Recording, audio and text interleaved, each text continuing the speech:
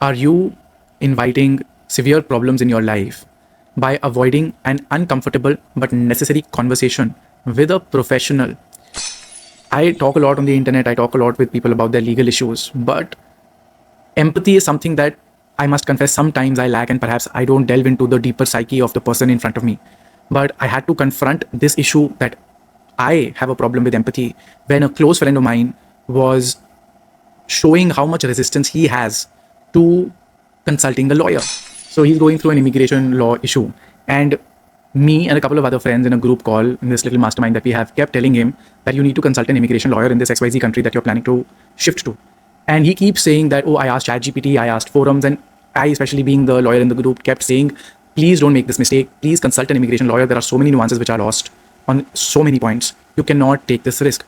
And it's been about 3 weeks that we've been telling this guy where immigrating to this new country is the top priority for him. For God's sake, please consult a lawyer. And he's not been doing it because of X reason and Y reason and Z reason. In fact, when we started this discussion, I told him you must always consult multiple lawyers, not just one, because sometimes they don't have enough information. That lawyer that you're consulting, maybe the context is lost on them. So when you get a double confirmation or a triple confirmation from other lawyers, you are more sure and secure, especially if these are high stakes things such as immigrating to a new country. You know, you're one of the most life altering decisions that someone can take. And when he kept making these excuses and these reasons and these rationalizations, but this happened and but that happened, I realized, oh my God, the thousands. I mean, my estimation is about 4,000 plus people that I've consulted, right, over the years, maybe about 4,500. So many people, they asked me the question, I gave them the advice. Sometimes people booked a consultation, they never got on the call. And sometimes, I would give them the advice. And one of my biggest mistakes, I must confess, is when the person is trying to emotionally connect with me and explaining to me their feelings regarding the situation, I would, out of some lawyer training mindset, say, please, let's not focus on emotions. I'm not your therapist.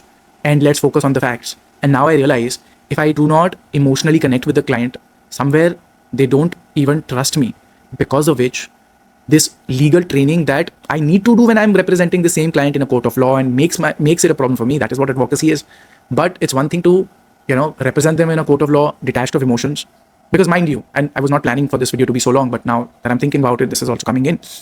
If I bring those same emotions during my arguments, and I have done that, mind you, I have suffered that consequence where I emotionally connected on a very, intense level with the client. And then I brought that same emotion in front of the judge, and the judge has to be detached. The counsel has to be detached, no matter what we say about the justice system or anything else. And then we suffered the consequences. I have spoiled the client's case by emotionally connecting with the client. But if the client does not connect with me emotionally, or vice versa, I don't connect with the client emotionally, then the client doesn't trust me to A, divulge all his facts, his case details, and B, to hire an advocate like me to represent his cause in the court. And so this is the duality of being this kind of a professional that I'm understanding. And now perhaps I am even more deeply understanding why there was a demarcation in the concept in the British about, lawyers being a lot of times bifurcated into solicitors and barristers, where the solicitor is the client-facing lawyer who takes care of majority of the things. And then the barrister is the one who very superficially connects with the client, as my understanding. Again, Advocates Act, we don't have solicitors, barristers here, but from what I understand, the rudimentary thing that I understand about this, barristers go and argue the matter based on the file, the pleadings in front of them, and I'm guessing now I understand the wisdom in their ways. What do I do about it? You don't do different hats at the same time. But at the end of the day, sorry for the long video, this is something that needs to be done. If you don't, you will not be able to get the client to trust you. And if you don't do it, you will not, especially when you know you're the best lawyer for this person, right?